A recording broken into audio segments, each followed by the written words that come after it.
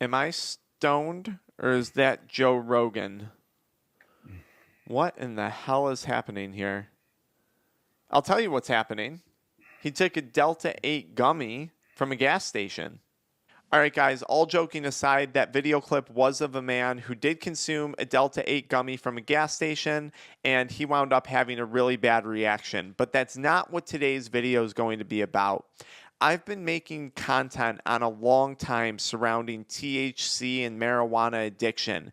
And if you've been following me, you know that I've made content before warning people years ago when Delta 8 really started to hit the mainstream market that this was going to be a problem. I said if you respect cannabis, you're not going to consume Delta 8 because I found it to be a huge disrespect to the cannabis plant in general. Now, I said that, and I titled today's video, Delta 8 THC, the stuff nightmares is made of, because the literature that's coming out surrounding Delta 8 products and their consumption and their production is truly terrifying. Now, if you don't know what Delta 8 is, it's derived from the hemp plant, specifically from the components involving CBD, and Delta 8 is largely synthetically derived, okay? So if you have the cannabis plant, you have all these different endocannabinoids found within it. CBD, THC, CBN, CBG, and very, very, very, very, very tiny amounts of Delta 8. So Delta 8 is synthetically derived in larger quantities from the cannabis plant and then sold in the form of edibles, cartridges, dryer, whatever it is that people are smoking. And people are having super bad reactions. Psychosis, delusions, hallucinations, major stomach issues, breathing problems, panic attacks. And this is terrifying for something that's advertised as marijuana's little brother or, weed light. It's the light version of weed that doesn't get you too high. And this is absolutely not turning out to be the case when it comes to a lot of these unregulated vape shop and gas station Delta 8 products. Now, what we're going to do today is we're going to listen to a video of a biochemist who studies cannabis. So she studies the biochemistry of cannabis. And this is her warning video that she recently put out regarding what they're finding with Delta 8 products. So let's check this out and walk through it together. A new study just came out about the safety of Delta 8 THC products. And in summary, the authors found over a dozen molecules present in the final distillate that should not be there. Okay, so what she's describing has nothing to do with pesticides, fungicides, or heavy metals. So if you guys have ever bought legitimate cannabis products, most of the product packaging has a QR code on the back. And you scan that QR code, and then it brings you to lab testing. And that lab testing usually tells you what cannabinoids are present within the distillate or the oil or whatever. And then it tells you that there's no fungicides, no pesticides, no heavy metals, no contaminants. She's not talking about that. She's talking about the byproducts that are made during the manufacturing process of Delta 8 products, okay? This is comparable to talking about the byproducts that are created from lighting a cigarette. So when you light a cigarette, that's when all the carcinogens occur. Cigarette companies and tobacco companies don't necessarily pack cigarettes full of cancer-causing things. It happens because of the burning process. What she's talking about is occurring during the manufacturing process of Delta 8. So let's hear more. Remember that commercially available Delta 8 products are produced synthetically, not organically by the plant. So what she's referring to here is that Delta 8 is found in very small quantities in the cannabis plant. So in order for a seller or a retailer of Delta 8 or a manufacturer to get larger quantities, they put it through this process called isomerization. And this is where you take solvents and you take acids and you combine these things together and you expose it to high heat temperatures. This is how they then get large quantities of Delta 8 from a plant that only contained it in really, really small quantities.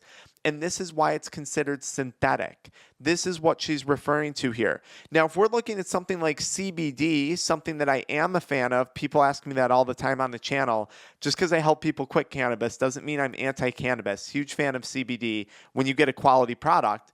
CBD is typically extracted through a process called supercritical CO2 extraction. If you're consuming CBD products, you want to make sure that that's how they're deriving the CBD versus using harsh solvents or chemicals to get the CBD, because that would be bad. So Delta 8, though, it uses harsh solvents, harsh acids, and then it's exposed to heat. This is where we're getting all of these really dangerous byproducts in Delta 8 things that she's going to be referring to. This becomes a problem because the final product doesn't just have Delta 8 in it. It also has these byproducts and intermediates left over from the synthesis. And although the authors did identify and characterize each of these molecules, we know almost nothing about the pharmacology of these molecules and how they interact with our body. All we know is they're produced via synthesis and they shouldn't be there. So this is a major issue because although CBD and THC have been around a while and we do have some growing literature on how these things are interacting with our endocannabinoid systems, we have no idea when it comes to Delta 8. And I think this is a major reason why we're seeing so many people go into acute psychosis that can last for days or weeks after hitting one Delta 8 cart, or having crazy stomach problems or crazy hallucinations off of something that's not supposed to cause those things. Now, I'm not even going into in today's video about the illegitimacy of a lot of these black market or gray market, whatever you want to call it, gas station or vape shop Delta 8 products. If you're not getting your Delta 8 products through a certified dispensary, right, a government regulated dispensary, you have no concept of what it is you're consuming, okay? And a lot of these manufacturers aren't using something like supercritical CO2 extraction. Who knows what the environment looks like or the lab looks like that they're extracting this stuff in. Is it domestically grown, or are they getting it imported over from China or other countries like that?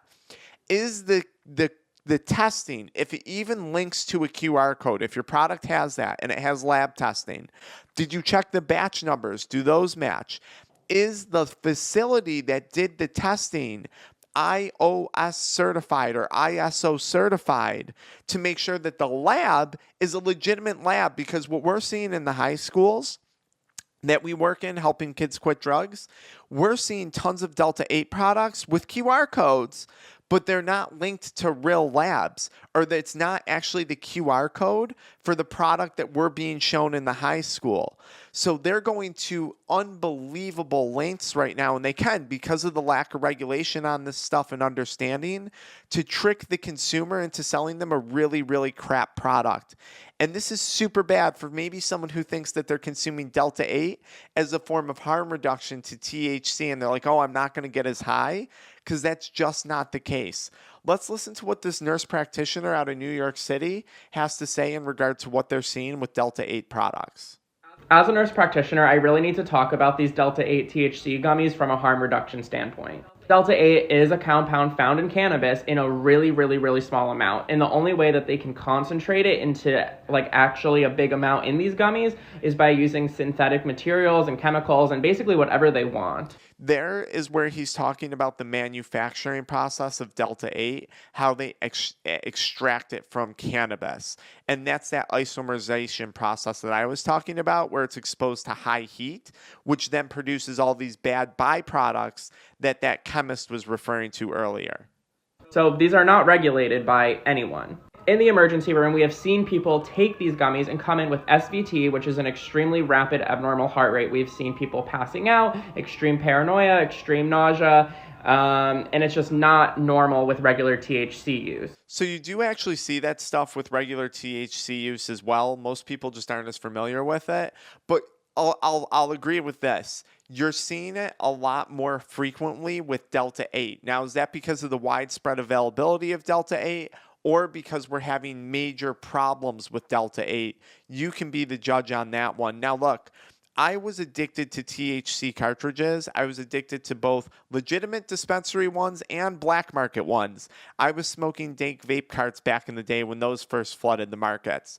I understand cannabis addiction, and I'm not making this video from a standpoint of fear mongering. I'm making this video to educate you guys, the consumer, and keeping you up to date as to what's actually going on. And honestly, I'm saying this not only as an addiction recovery coach, as someone who helps people quit these things, which if you want to learn more about our one-on-one coaching, check that pinned comment. You can book a call with us. But I'm talking about this from a standpoint of even respecting cannabis. I think you are disrespecting cannabis by taking a plant that has such specific compounds in such specific amounts, and now here you are extracting a certain part of it, amplifying this amount, decreasing this amount. You're taking a plant that's been enjoyed for centuries by tons of people with minimal complications, and you're trying to ramp it up, and now we're seeing all these issues suddenly. So in my opinion, if you respect cannabis, you're not going to use Delta 8 until we learn more about it and until we at least get our bearings. Because guys, honestly, this is what nightmares are made of. And I'm telling you, the people that we work with who have delusions, longer term psychosis that's not going away, they'll tell you this is truly terrifying. I hope this video helped you guys out. If you need help quitting, check out the pinned comment.